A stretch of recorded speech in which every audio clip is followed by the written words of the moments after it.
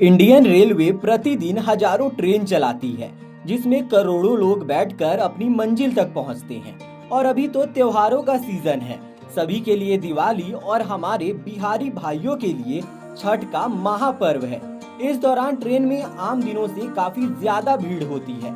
तो इस वीडियो में जानते हैं, अगर आपका ट्रेन का टिकट फट जाए या कहीं खो जाए तो उसके मिलने के कितने चांसेस हैं, और अगर है तो टिकट पाने के लिए आपको क्या कीमत चुकानी होगी। ट्रेन में यात्रा के दौरान अगर आपका टिकट खो जाता है तो आपको घबराने की जरूरत नहीं है।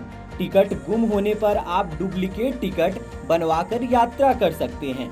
अलग अलग कैटेगरी के लिए डुप्लीकेट टिकट बनवाने के नियम और फीस अलग अलग है।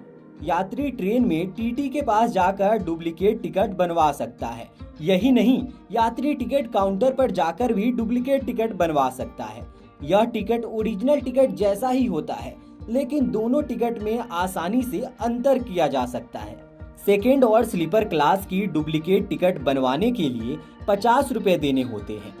इनसे ऊपर की कैटेगरी की डुप्लीकेट टिकट बनवाने के लिए आपको 100 रुपए फीस देनी होगी। अगर रिजर्वेशन चार्ट बनने के बाद कंफर्म टिकट गुम हो जाता है तो किराए का 50% भुगतान डुप्लीकेट टिकट बनवाने के लिए आपको करना पड़ेगा। अगर किसी यात्री का टिकट कंफर्म होने के बाद फट गया है तो आप अपनी यात्रा के किराए का 75 या 50% नहीं बल्कि 25% भुगतान कर डुप्लीकेट टिकट पा सकते हैं। लेकिन यहाँ गौर करने वाली बात यह है कि वेटिंग लिस्ट वाली फटी हुई टिकट गुम होने पर आप डुप्लीकेट टिकट नहीं बनवा सकते। वर्तमान में भारतीय रेलवे का नेटवर्क 68,000 किलोमीटर से अधिक है और 8,000 से अधिक रेलवे स्टेशन मौजूद है, जिसकी संख्या लगातार बढ़ रही है। इसके अतिरिक्त रेलवे में 300 रेलवे यार्ड, 2300 माल ढुलाई और 700 मरम्मत केंद्र है। भारतीय रेलवे 12 लाख से अधिक कर्मचारियों की संख्या के साथ दुनिया की 8वीं सबसे बड़ी व्यावसायिक इकाई है। वर्तमान में भारतीय रेलवे कुल 18 जोन में विभाजित है।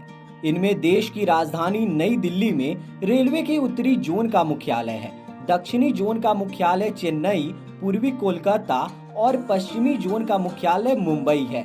इसके अलावा अलग अलग राज्य में हमें अलग अलग मुख्यालय देखने को मिलते हैं।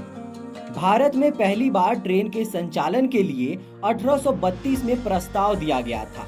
बहुत ही कम लोगों को पता है कि 1837 में मद्रास की लाल पहाड़ियों में पत्थरों के लिए ट्रेन का संचालन किया गया था। इसे ग्रेनाइट परिवहन के लिए चलाया गया था।